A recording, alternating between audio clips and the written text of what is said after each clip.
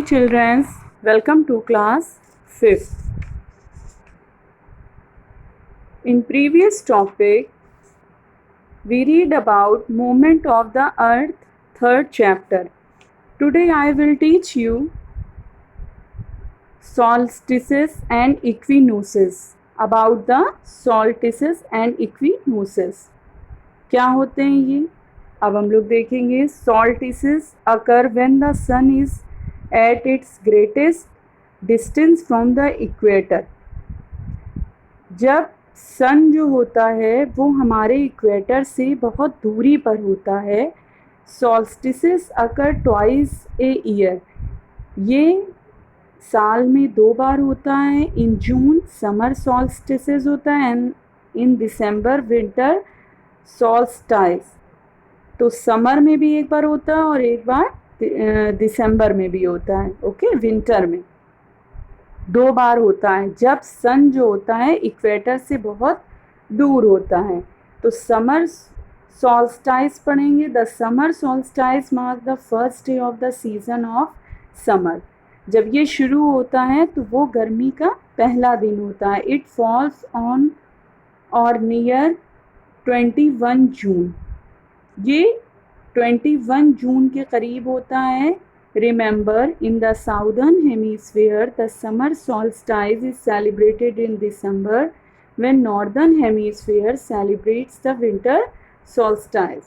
Southern hemisphere में अगर हम देखें तो ये समर solstice जो है वो 21 दिसंबर को मनाते हैं हम. दिसंबर में होता है. और नॉर्दर्न हेमीस्फीयर में ये विंटर solstice जो है नॉर्दर्न हेमीस्फीयर में होता है. ठीक है, साउदर्न हेमीस्फीयर में आपका समर solstice होता है और दिसंबर में होता है.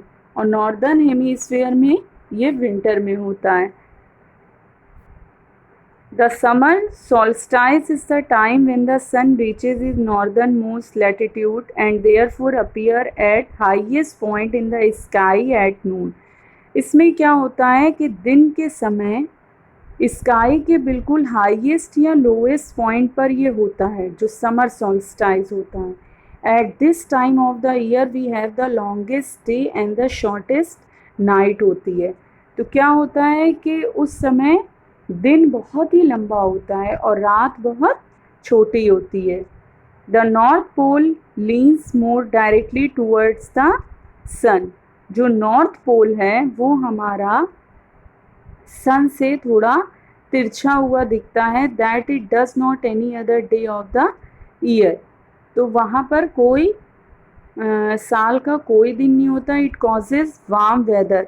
तो उस समय क्या होता है, बहुत गर्मी होती है. अब विंटर solstice देखेंगे हम. विंटर में क्या होता है. The winter solstice mark the first day of the season of winter and falls on और near 21 December.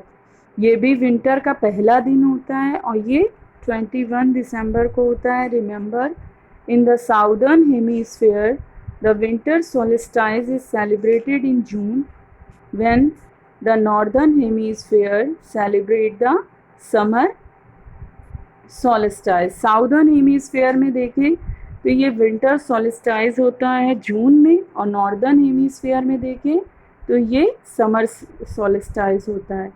The winter solstice is the time in December when the sun reaches its southernmost latitude and therefore appear at lowest point in the sky at noon. और जब ये winter में अगर हम देखें तो ये जो होता है lowest point in the sky, sun जो होता है वो एकदम लोवेस्ट पॉइंट पर होता है दिन के समय. The winter solstice is the shortest day and the longest night. तो क्या होता है विंटर में कि डे आपका शॉर्ट हो जाता है और नाइट आपकी लॉन्ग हो जाती है. It causes a cooler season as the north pole leans away from the sun. तो ये नॉर्थ पोल जो होता है वहाँ सन से थोड़ा दूर हो जाता है, तिरछे. या आप लोग ये समझिए कि समर solstice 2 टाइप के होते हैं. solstice एक दिसंबर में होता है और एक जून में होता है. जो जून में होता है वो समर सॉलिस्टाइज होता है, जो दिसंबर में होता है वो विंटर सॉलिस्टाइज होता है। और समर में क्या होता है कि जो सन होता है वो अपना the sun reaches is northern most latitude and therefore appear at a highest point.